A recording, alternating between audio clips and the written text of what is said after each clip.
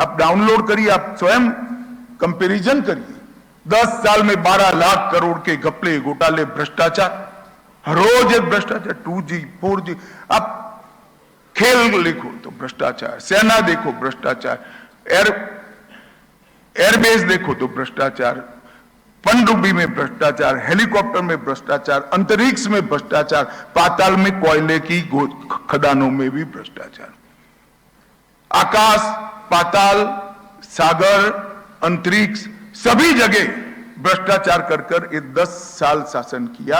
और नरेंद्र मोदी पर 10 साल में 4 आने के भी भ्रष्टाचार का कोई आरोप नहीं कर सकता।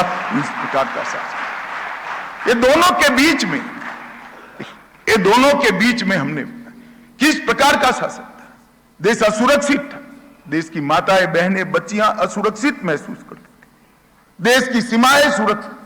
आए दिन पाकिस्तान से आकर लोग बम धमाके कर कर भाग जाते थे, पेट का पानी नहीं हिलता था, चुपचाप रहते थे वोट बैंक की लालच में। हजारों लाखों करोड़ के घपले घोटाले करे, अर्थतंत्र रसाताल में गया था, देश का सम्मान पाताल तक नीचे गया था। और ये 10 साल में क्या हुआ? एक भी भ्रष्टाचार का आरोप नहीं है, किसी की हिम्मत नहीं है भारत की सीमाओं के सामने आंख उठा कर।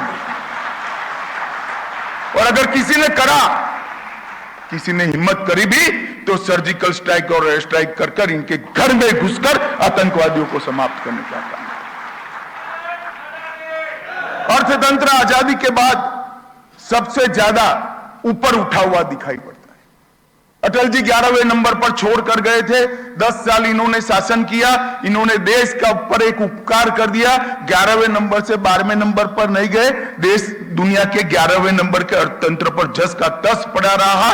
10 साल के अंदर मोदी जी ने 11वें नंबर से 5वें नंबर पर लाने का काम किया और देश के अंदर आर्थिक विकास किया। और मैं आपको विश्वास दिलाता हूं मित्रों, ये मोदी जी की गारंटी है।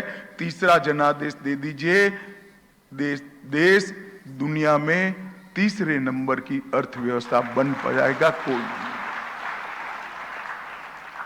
देश को सुरक्षित करने का काम मोदी जी ने किया, भ्रष्टाचार को समाप्त करने का काम किया है, विकास के रास्ते पर द्रुत गति से देश को आगे ले जाने का काम नरेंद्र मोदी जी ने किया है। लद्दाख से लक्षद्वीप तक, पूर्वोत्तर से पंजाब तक, किसान से विज्ञान तक, सेल्फ हेल्प ग्रुप से लेकर स्टार्टअप तक और सहकारिता से स्पेस तक, हर क्षेत्र के अंदर नए आयाम भी गढ़े हैं, नई नीतियां भी बनाई है और नीतियों को जमीन पर उतारने का काम भी नरेंद्र मोदी सरकार ने किया। मनमोहन सिंह जी की सरकार को कहते थे पॉलिसी पैरालिसिस हो गया है। नरेंद्र मोदी जी ने 40 प्रकार की नीतियां बनाई और नीतियां भी कैसी बनाई, नीतियों को एक एक उठाकर देखिए। मेरा आप सबसे आग्रह है, एक बार नई शिक्षा नीति को आप देख लीजिए। 30 साल के बाद इस देश की नई शिक्षा नीति मोदी जी लेकर आए हैं। ये हर नीति, कोई भी नीति उठाकर देखिए, देश की मिट्टी, देश का ढंग, देश की हवा और देश का रंग, ये चारों अपनी नीतियों में मिलेगा, कहीं गुलामी की निशानी नहीं। मोदी जी ने इस देश को गुलामी की निशानियों से मुक्त करने का काम किया है। मोदी जी ने इस देश में से हीन भाव दूर करने का काम किया है। भारत सब कुछ कर सकता है, भारत विश्व में सर्वप्रथम बनने के लिए है और यही स्थान, इस स्थान पर अधिकार अगर किसी एक देश का है तो भारत का है। ये आत्मविश्वास बनाने का काम नरेंद्र मोदी जी ने किया। हम दुनिया की सबसे पुराना लोकतंत्र है और हम दुनिया का सबसे बड़ा लोकतंत्र है। हमारा दायित्व है कि लोकतंत्र के इस महान पर्व के अंदर हम जनादेश को पूरी सूझबूझ के साथ बनाएं। हम किसी नेता या किसी पार्टी के खोखले वादों के आधार पर न जाएं। पार्टी ऐसी चुने जिसने जो वादे किए हैं पूरे किए। पार्टी ऐसी चुने जिसने जो कहा है वो करती है और पार्टी ऐसी चुने जिसमें भविष्य देखने की मादा हो, भविष्य की कल्पना करने का मादा हो, भविष्य का लक्ष्य तय करने का। भारतीय जनता पार्टी ने जो किया है, कहा है, वो कहा है, किया है। मैं आज आपको बताना चाहता हूं, हमारी नीतियों में मानवीय संवेदना है, हमारी नीतियों में सर्वस्पर्शीय सर्वसमावेशी विकास का दृष्टिकोण है। हमारी नीतियों में महान भारत के निर्माण का संकल्प है। हमारी नीतियों में भ्रष्टाचार और तुष्टीकरण को समाप्त करने की दृढ़ता है और हमारी नीतियों में अभेद सुरक्षा वाले महान भारत की रचना का संकल्प भी हमारी नीतियों के अंदर निश्चित रूप से आप दे सकते हैं। मित्रों, आपने 2014 में जब मोदी जी को मौका दिया और आज मोदी जी ने इस देश को 10 साल में पूरी दुनिया आश्चर्यचकित होकर देख रही है। जो लोग विदेश जाते होंगे उसको मालूम पड़ा होगा, पहले भारत से जाते थे तो थोड़ा आपको रिस्पांस कम मिलता होगा। आज भारत का पासपोर्ट दिखते ही कहते हैं कि मोदी के भारत से आप आए हैं ना। ये परिवर्तन दुनिया के अंदर एक 10 साल में, ये 10 साल के अंदर मोदी जी ने देश को भ्रष्टाचार से मुक्ति दी है, जातिवाद से मुक्ति दी है, परिवारवाद से मुक्ति दी है, तुष्टीकरण से मुक्ति दी है, इंफीरियरिटी कॉम्प्लेक्स से मुक्ति दी है। आज हम अपनी भाषा में पर पूरे विश्व में गौरव के साथ बोलते हैं। मोदी जी दुनिया में किसी भी वैश्विक सम्मेलन में जाते हैं तो सीना चौड़ा कर कर हिंदी में बोलते हैं, पूरी दुनिया उनको सुनती है। एक गौरव आज मोदी जी ने देश को दिया है। देश को आतंकवाद से मुक्ति दी है, देश को उग्रवाद से मुक्ति दी है और देश को गुलामी के प्रतीकों से मुक्ति की। कांग्रेस ने हर चीज का विरोध करने का तय किया है। हम नई पार्लियामेंट बनाते हैं तो कहते क्या जरूरत है पार्लियामेंट? किंग पंचम जॉर्ज ने बनाया हुआ राजमार्ग जो अंग्रेजों की गुलामी का प्रतीक था, वो राजमार्ग की जगह कर्तव्य पथ बनता है और वहां किंग पंचम जॉर्ज की जगह सुभाष बाबू का पुतला लगता है तो भी ये विरोध करते हैं। मित्रों, 2014 से 24 साहसिक फैसलों, दूरगामी निर्णयों और उज्जवल भविष्य के संकल्प का 10 साल है। मैं आज आपको बताने आया हूं, हमने संकल्प रखा था देश के सामने, हम इस देश में से धारा 370 को हटाकर समाप्त कर देंगे। मैं तो बड़ी युवा अवस्था में कार्यकर्ता बना था, मुझे भी लगता था कि हम नारा तो लगा रहे हैं, जहां हुए बलिदान मुखर्जी वो कश्मीर हमारा है, मगर धारा 370 कैसे हटेगी। और देखते देखते देखते मोदी जी ने 5 अगस्त 2019 को धारा 370 को समाप्त कर दिया। दुनिया के कोई देश में 2 संविधान नहीं हो सकते, 2 प्रधानमंत्री नहीं हो सकते हैं, 2 ध्वज नहीं हो सकते हैं। कांग्रेस ने इसको तुष्टीकरण की राजनीति के तहत 70 साल तक चलाया। मोदी जी ने दृढ़ इच्छा शक्ति से उसको उखाड़ कर फेंक दिया। आज हमारा कश्मीर भारत माता का मुकुटमणि बनकर समग्र विश्व के सामने तिरंगे के साथ। 30 साल के बाद वहां थिएटर चालू हुए, 30 साल के बाद लाल चौक पर जन्माष्टमी मनाई जाती है, 30 साल के बाद वहां मोहर्रम का जुलूस निकला है और 30 साल के बाद देश के और दुनिया के कोनों कोनों से 2 करोड़ यात्री सुख और शांति के साथ आज कश्मीर का लुत्फ उठा रहे हैं। पड़ोसी देशों से आए हुए हिंदू नागरिक जो पाकिस्तान से शरणार्थी बनकर आए, बांग्लादेश से शरणार्थी बनकर आए, अफगानिस्तान से, उनके लिए 2 ही विकल्प थे, या तो अपना धर्म छोड़े, परिवार की महिलाओं को अपमानित करे, या फिर अलग धर्म में चले जाए। वो भारत की शरण में है।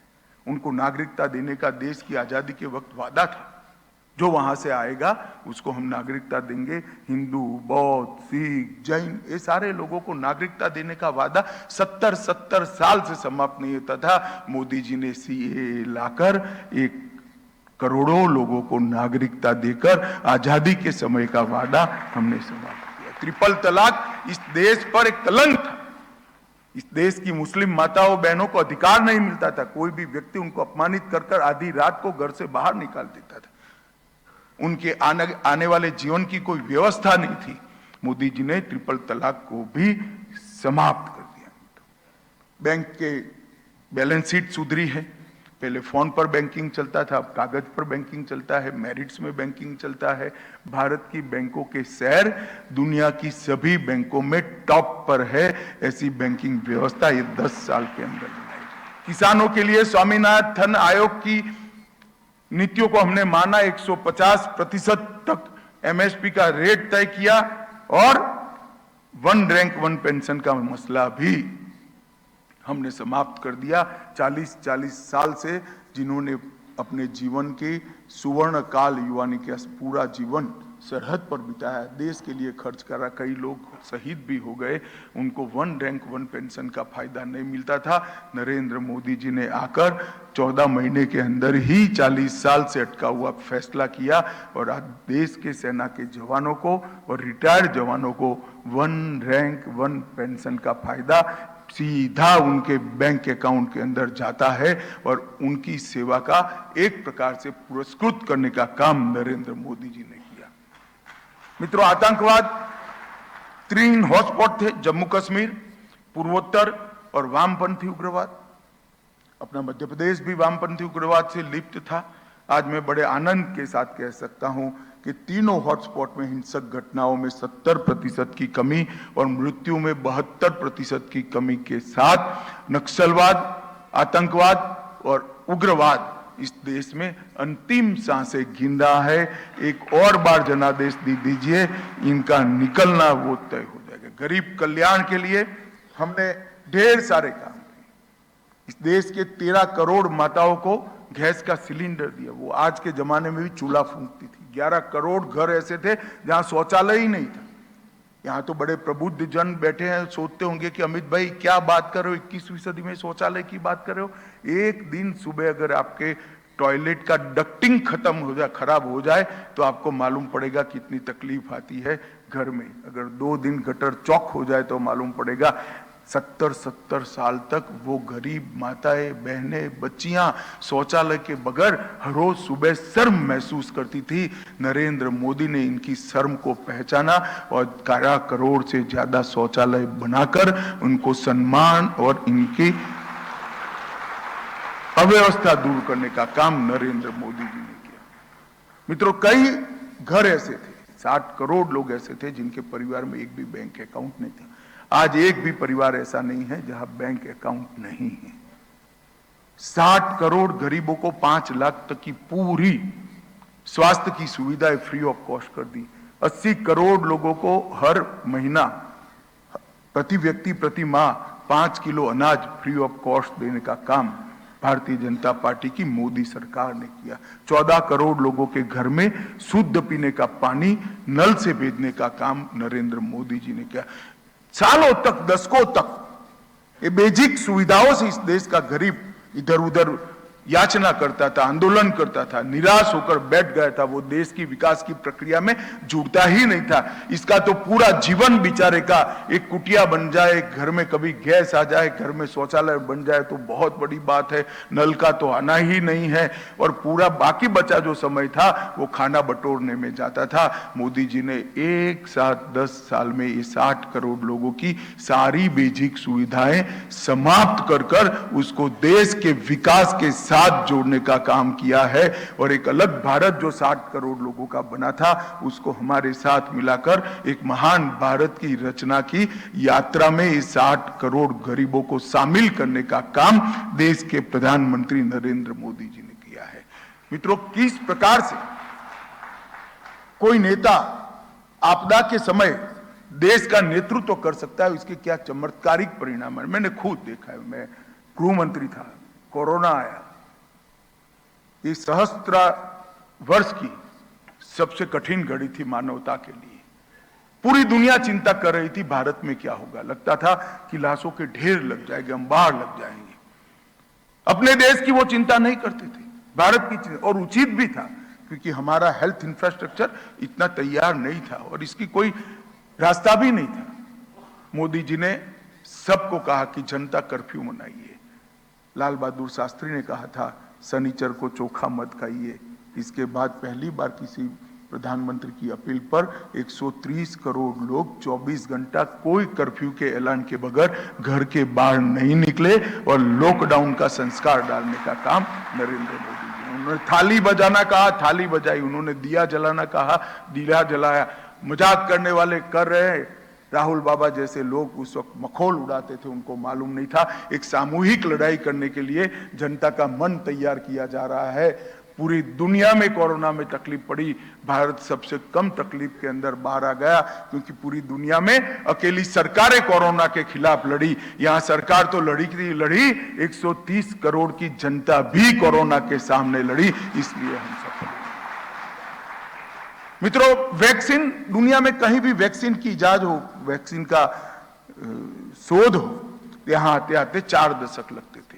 इस बार वैक्सीन बनाने वाले पहले 5 देशों में भारत शुमार था और 130 करोड़ लोगों को कोई परेशानी बगैर, कोई अफरा तफरी बगैर वैक्सीन का टीका लगाने का काम टेक्नोलॉजी का उपयोग कर मोदी जी ने समाप्त कर दिया और 2-2 टीका सबको लगा दिया। मेरी बहन अमेरिका रहती थी, वो आना चाहती थी, मगर सर्टिफिकेट चाहिए था वैक्सीनेशन का।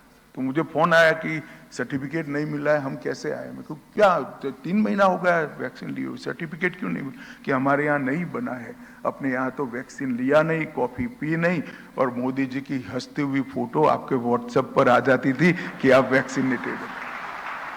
टेक्नोलॉजी का इतना अद्भुत उपयोग शायद ही किसी देश ने किया और हमने कोरोना पर विजय प्राप्त की। 130 करोड़ लोगों को सिर्फ टीका नहीं लगा, दुनिया के 100 देशों को टीका लगाकर विश्व मित्र की भूमिका भारत ने निभाई और 100 से ज्यादा देशों की आबादी भारत को धन्यवाद कह रही है कि हमारे तक तो टीका पहुंचता ही नहीं, अगर उचित दाम में भारत टीका पहुंचाता नहीं। तो कोरोना के अंदर एक अद्भुत नेतृत्व क्षमता का मोदी जी ने परिचय कराया। दुनिया की कई सारी समस्याएं हैं, पर्यावरण की समस्या, तो इसके लिए green technology, nano fertiliser, natural farming, कई नए उभरते हुए क्षेत्र, सेमीकंडक्टर, इलेक्ट्रॉनिक मैन्युफैक्चरिंग, ड्रोन, अंतरिक्ष, कई सारे नए, ग्रीन हाइड्रोजन का निर्माण, बायोफ्यूल का निर्माण, ये सारे क्षेत्रों में के अंदर आज भारत फाउंडर मेंबर का स्टेटस एंजॉय कर रहा है। और ये सारी उभरती हुई चीजें आने वाले दिनों में दुनिया की अर्थव्यवस्था को तय करने वाली है। फाउंडर मेंबर जो होता है वो लीड करता है। आने वाला दशक विश्व में भारत को लीड करने का दशक है, ऐसी नींव ये 10 साल के अंदर। आने वाले समय में मोदी जी ने इस देश के युवाओं के लिए और 130 करोड़ की जनता के लिए ढेर सारे लक्ष्य रखे हैं। 2027 तक $5 ट्रिलियन की अर्थव्यवस्था बनना, विश्व की तीसरी बड़ी अर्थव्यवस्था बनना, 2030 तक $2 ट्रिलियन का एक्सपोर्ट करना, 2035 तक अंतरिक्ष में स्पेस सेंटर बनाना, 2036 में भारत में ओलंपिक होस्ट करना, 2040 तक चंद्रमा पर मनुष्य भेजना और 2047 में संपूर्ण विकसित राष्ट्र होकर भारत माता को विश्व गुरु के स्थान पर प्रस्थापित करना।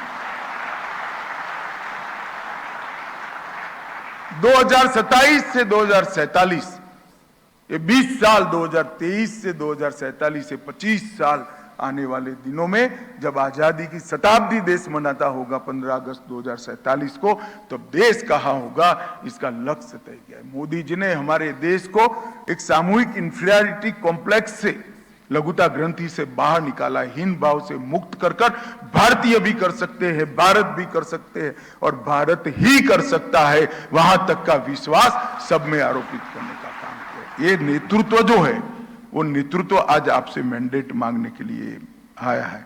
मित्रों, मैं एक बात जरूर कहना चाहूंगा कि ये सबसे पुरानी सांस्कृतिक विरासत वाला हमारा देश है। इस देश की कल्पना संस्कृति के बगैर हो नहीं सकती। अगर हम दुनिया भर में सबसे विकसित राष्ट्र बनते हैं मगर हमारी सांस्कृतिक विरासत खो देते हैं तो हमने कुछ नहीं प्राप्त किया है, ये हम सब जानते हैं। मगर हमारे सांस्कृतिक विरासत को कांग्रेस ने तुष्टीकरण की राजनीति से एक प्रकार से दिमक खा जाए इस तरह से सांस्कृतिक विरासत को उन्होंने अपमानित किया था। 500 साल से अयोध्या में राम मंदिर के निर्माण की चर्चा चलती थी। देश के आजादी के 70 साल हो गए। करोड़ों लोग चाहते थे कि इस देश में, अयोध्या में गौरवपूर्ण राम मंदिर बने और प्रभु श्री राम अपने भव्य मंदिर के अंदर विराजे। कांग्रेस पार्टी ये मुद्दे को अटका रही थी, लटका रही थी, भटका रही थी।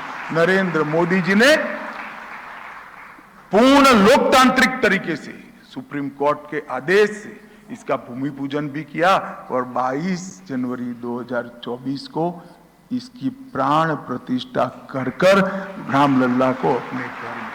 ये बहुत बड़ा क्षण, हम सब भी जाएंगे, मगर मैं आपको कहने आया कि 10,000 साल के इतिहास में जिसकी ये पल का संज्ञान लिया जाएगा, ऐसा महान पल हम सबके जीवन में देखने का सौभाग्य हमें दिया। गुलामी की मानसिकता को भी हटाया, गुलामी के चिन्ह को भी हटाया। हमारी संसद, हम जब पार्लियामेंट अब आजाद हुए तब पवित्र सेंगोल को हमारे आजादी के प्रतीक के रूप में जवाहरलाल जी के हाथ में दिया गया था, जिसको न्याय दंड कहते हैं। मोदी जी ने पवित्र सेंगोल को म्यूजियम से उठाकर फिर से एक बार पार्लियामेंट के अंदर प्रस्तापित कर इसको सम्मान देने का काम किया। राजपथ को कर्तव्य पथ में बदला। 130 करोड़ लोगों का कर्तव्य ही इस देश को महान बन सकता है। इस देश में अब कोई राजा नहीं है, राजा अगर कोई है तो 130 करोड़ की जनता है। बाबा विश्वनाथ का कॉरिडोर काशी में बनाया, उज्जैन में महाकाल लोक बनाया, करतारपुर कॉरिडोर बनाकर एक बहुत बड़ी गलती को सुधारने का काम किया। हमारे सिख भाई हम सब दूरबीन से करतारपुर साहिब को देखते थे, आज हंसते हंसते जो बोले सो निहाल के नारे के साथ वहां जाकर मत्था टेक कर आते हैं। ये गौरव भी मोदी जी ने दिया। कुपवाड़ा में शारदा मंदिर की स्थापना कर फिर से कश्मीर में शारदा पीठ की स्थापना की और 21 जून को विश्व योग दिन बनाकर 21 जून को समग्र विश्व में दवाई बगैर का मानव जीवन, शरीर, मन और आत्मा के बीच में एकीकरण, हमारे ये महान विज्ञान को मोदी जी ने पूरे विश्व के सामने रखा और आज पूरा दुनिया योग के टीचरों को यहाँ से मंगा रही है, योग सीख भी रही है और पूरे विश्व के कल्याण का रास्ता भारत ने यही 10 साल के अंदर प्रशस्त किया। यही 10 साल के अंदर एक देश एक कर, 1 कंट्री 1 टैक्स, जीएसटी को लाने का काम किया। यही 10 साल के अंदर हमने डायरेक्ट बेनिफिट ट्रांसफर को इंट्रोड्यूस करा। यही 10 साल में नई संसद बनाई और यही 10 साल के अंदर देश की माताओं बहनों को विधानसभा और संसद में 33% रिजर्वेशन देकर नीति निर्धारण में उनको हिस्सेदार बनाने का काम हमने किया। यही 10 साल के अंदर हमने लोकतंत्र को नीचे तक पहुंचाया और यही 10 साल के अंदर लोकतंत्र का शुद्धिकरण, जो मैंने आगे कहा, परिवारवाद, जातिवाद, भ्रष्टाचार और तुष्टीकरण से मुक्त चुनाव की कल्पना को हमने सफल करने का काम किया। कांग्रेस पार्टी और इंडिया अलायंस, कोई कांग्रेस पार्टी के सांसद कहते हैं उत्तर भारत और दक्षिण भारत देश के 2 टुकड़े कर दीजिए और कांग्रेस पार्टी चुप रहती है। मुझे कई बार होता है कि जिस पार्टी का नेतृत्व सरदार पटेल, मौलाना आजाद और महात्मा गांधी ने किया, वो पार्टी को क्या हो गया है, वो अपने आप को इस बयान से दूर भी नहीं करते हैं। अब कैसे कह सकते हो इस देश के 2 टुकड़े हो? मैं आज भोपाल के प्रबुद्धजनों की चिंता मत करिए, किसी की हिम्मत नहीं है इस देश के टुकड़े करने की, क्योंकि यहां नरेंद्र मोदी की भारतीय जनता पार्टी की सरकार है। इस संकल्प के साथ हम राजनीति में है, रहेंगे और पहले भी इसी के लिए किया था। कोई भी पार्टी का परिचय मित्रों उसके कार्यक्रमों से होता है। कांग्रेस के कार्यक्रम क्या है? तो चुनाव जीतने के वक्त यात्रा निकलना, अपने परिवार के नए व्यक्ति को सेट करना। भारतीय जनता पार्टी ने आजादी के बाद क्या कार्यक्रम लिया? हमने सबसे पहले धारा 370 का कार्यक्रम लिया, कश्मीर को मुक्त कराने का कार्यक्रम लिया, जहां हमारे पहले अध्यक्ष शहीद हुए, श्यामा प्रसाद मुखर्जी शहीद हो गए। उसके बाद कच्छ सत्याग्रह किया, इसके बाद गोवा के लिए संघर्ष किया, इसके बाद हैदराबाद के लिए संघर्ष किया, उसके बाद गौ हत्या पर प्रतिबंध का हमने आंदोलन छेड़ा, इसके बाद राम जन्मभूमि का आंदोलन छोड़ा, इसके बाद महंगाई के खिलाफ और भ्रष्टाचार के खिलाफ आंदोलन किया और अंत में भ्रष्टाचार के खिलाफ अडवाणी जी यात्रा लेकर निकले। हमारी पार्टी का पूरा कार्यक्रम 50 साल के अंदर जो राष्ट्रीय कार्यक्रम रहे, एक भी राजकुमार को लॉन्च करने के लिए नहीं हुआ, देश को मजबूत करना। और ये लोग एक ही व्यक्ति को, मैं तो सिर्फ 20 साल की बात करता हूं, 20 साल में हर बार नए लुक के साथ राहुल गांधी को लॉन्च करते, मगर ये रॉकेट होता है ऐसा है जो लॉन्च होता ही नहीं है, हर बार वापिस आ जाता है और वही रॉकेट को लेकर फिर से निकले हैं। मित्रों, एक और मोदी जी का देश के लिए समर्पित जीवन, 27 साल की राजनीति, 23 साल सत्ता में रहने के बाद इस व्यक्ति पर एक भी आरोप नहीं लगा है। 23 साल मुख्यमंत्री और प्रधानमंत्री रहकर इसके जीवन में से, सार्वजनिक जीवन है, एक दिन की छुट्टी कोई मुझे निकाल कर दे दे, 23 साल के सार्वजनिक जीवन में एक देश को कलंक लागे ऐसी घटना नहीं है। और 23 साल के जीवन में न केवल स्वयं हजारों कार्यकर्ता ऐसे निर्माण करे जो पार्टी को आगे ले जाए, देश को आगे ले जाए और देश के लोकतंत्र को मजबूत करे, ऐसे कार्यकर्ता की निर्मित करने वाला व्यक्तित्व, और 7 परिवार के बेटे बेटी भतीजा और दामाद को सत्ता दिलाने वाला गठबंधन, ये दोनों के बीच में चुनाव करना है। मध्य प्रदेश ने भारतीय जनता पार्टी पर विशेष कृपा करी। हम पहली बार आए 29 में से 27 सीटें दी, दूसरी बार आए 29 में से 28 दी, मगर मैं आज आपको रिक्वेस्ट करने आया हूं, विनंती करने आया हूं, एक की कसक मत रखेगा, 29 की 29 मोदी जी की झोली में डाल, और उसमें आप लोगों का विशेष दायित्व है, क्योंकि आप वो नहीं हो जो मत देते हैं, आप वो हो जो जनमत की निर्मित करते हैं। आपके माध्यम से जनमत बनता है, जनमत फैसले लेता है, तो आप लोगों का विशेष दायित्व है। बहुत कम समय बचा है, अप्रैल अंत तक देश की लोकसभा का चुनाव हो जाएगा अलग अलग समय पर।